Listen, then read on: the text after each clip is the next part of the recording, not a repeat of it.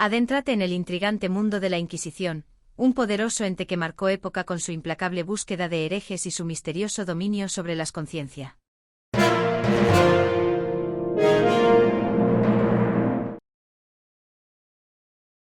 Precedentes.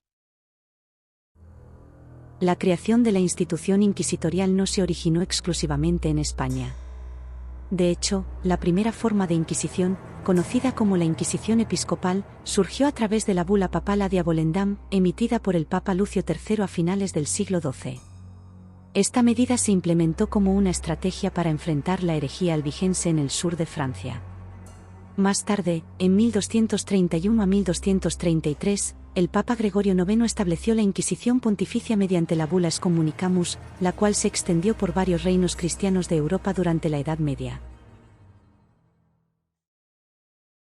Contexto histórico. Una gran parte del territorio de la península ibérica había estado bajo el dominio musulmán durante un extenso periodo, especialmente en las áreas del sur, que comprendían los territorios del antiguo reino nazarí de Granada, donde la población musulmana era significativa. Hasta el año 1492, Granada permaneció bajo control musulmán. Ciudades prominentes como Sevilla y Valladolid en Castilla, así como Barcelona en la Corona de Aragón, albergaban considerables comunidades judías que residían en lo que se conocía como juderías. Durante la Edad Media, existió una coexistencia relativamente pacífica, aunque no exenta de conflictos, entre cristianos, judíos y musulmanes en los reinos peninsulares.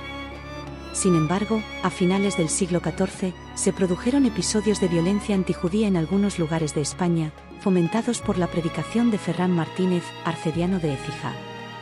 Los pogromos de junio de 1391 fueron especialmente violentos. En Sevilla, cientos de judíos fueron asesinados y la aljama fue completamente destruida, mientras que en otras ciudades como Córdoba, Valencia y Barcelona, las víctimas también fueron numerosas. Una de las consecuencias de estos disturbios fue la conversión masiva de judíos. Antes de este periodo, los conversos eran escasos y carecían de relevancia social. Sin embargo, a partir del siglo XV, los judioconversos, también conocidos como cristianos nuevos, emergieron como un nuevo grupo social, visto con desconfianza tanto por judíos como por cristianos. Al convertirse, los judíos no solo buscaban evitar persecuciones futuras, sino también acceder a ocupaciones y cargos que les estaban vedados debido a las nuevas normativas que imponían severas restricciones.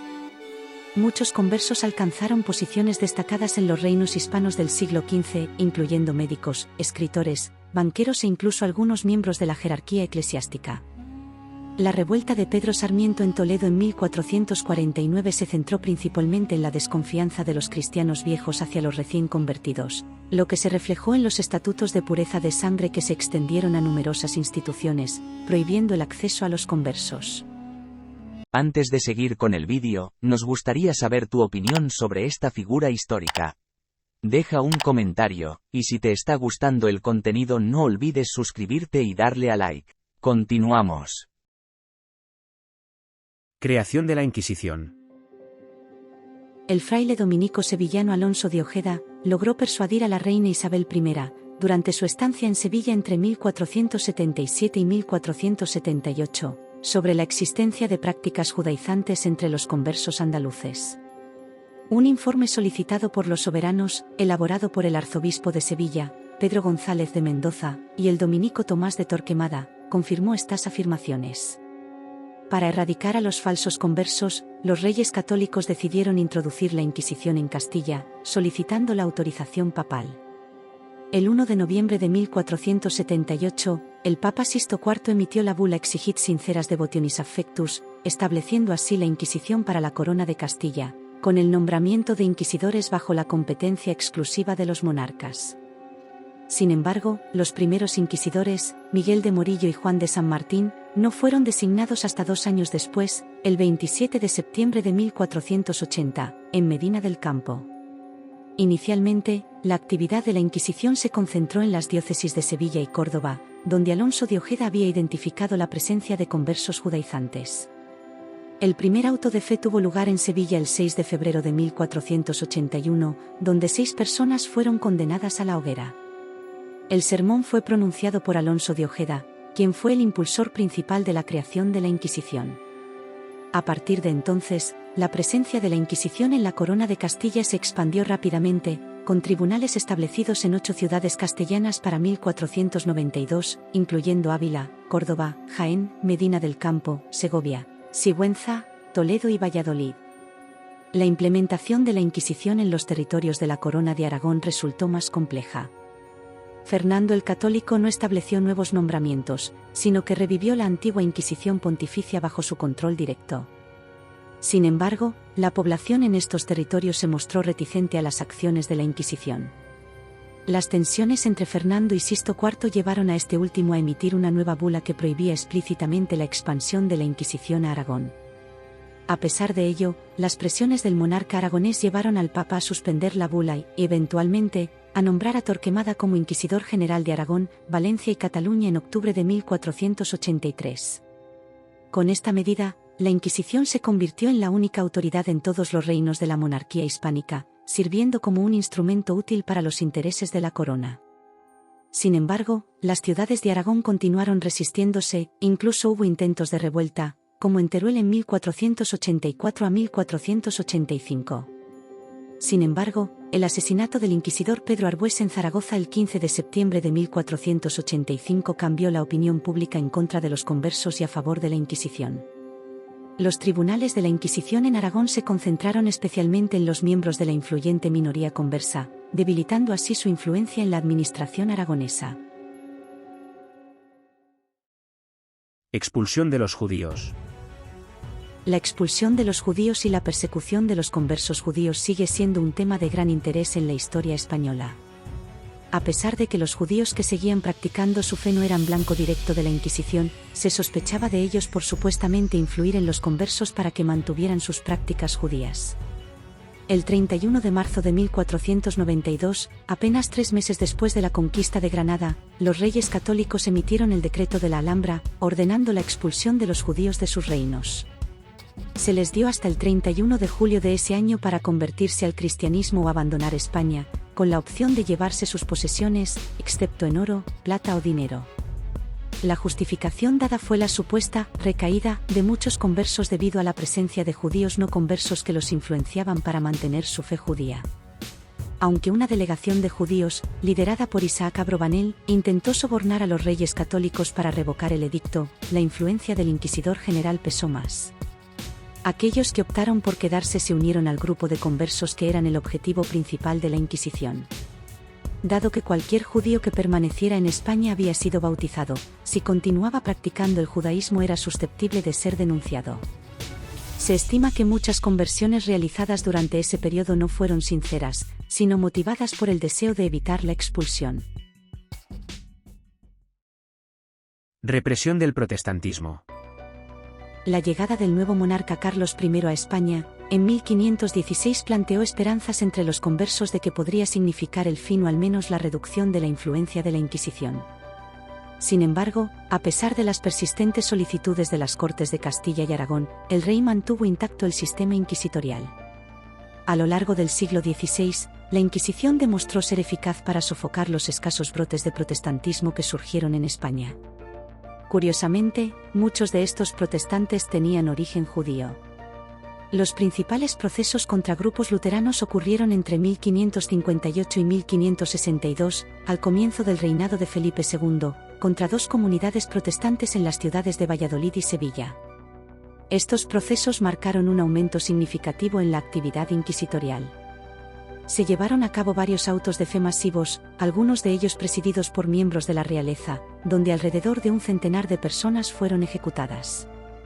Aunque los procesos continuaron después de 1562, la represión fue menos intensa, y se estima que solo unas pocas personas fueron quemadas vivas por herejía luterana hasta finales del siglo XVI, aunque varios cientos fueron procesados. Con los autos de fe de mediados de siglo, el protestantismo en España prácticamente había sido erradicado, siendo en realidad un fenómeno minoritario. La censura. En el contexto de la Contrarreforma, la Inquisición se dedicó activamente a prevenir la difusión de ideas heréticas en España, mediante la creación de varios Index Librorum Prohibitorum et Derogatorum. Estos índices fueron publicados en diferentes años, como 1551, 1559, 1583, y posteriormente en el siglo XVII en 1612, 1632 y 1640. Estos listados contenían una amplia gama de libros prohibidos por motivos de ortodoxia religiosa, una práctica que ya era común en Europa antes de que la Inquisición emitiera su propio índice. Este primer índice fue, en realidad, una reimpresión del publicado en la Universidad de Lovaina en 1546, con un apéndice dedicado a los libros españoles. En estos índices se encontraban muchas obras destacadas de la literatura española, así como escritos de autores religiosos que hoy son considerados santos por la Iglesia Católica. Inicialmente, la inclusión en el índice implicaba una prohibición total y absoluta del libro, bajo pena de herejía. Sin embargo, con el tiempo se adoptó una solución de compromiso, permitiendo ediciones expurgadas de algunos libros prohibidos. Los moriscos. La Inquisición no solo tuvo como objetivo a los judioconversos y protestantes, sino que también afectó a un tercer grupo en menor medida, los moriscos, es decir, los conversos procedentes del Islam. Estos moriscos se concentraban principalmente en tres áreas: el recién conquistado reino nazarí de Granada, el reino de Aragón y el reino de Valencia. Aunque oficialmente todos los musulmanes de la Corona de Castilla se habían convertido al cristianismo en 1502, y los de la Corona de Aragón fueron obligados a hacerlo por decreto de Carlos I en 1526, muchos moriscos seguían practicando su fe en secreto. En las primeras décadas del siglo XVI, durante la intensa persecución de conversos de origen judío, la Inquisición apenas persiguió a los moriscos, por diversas razones.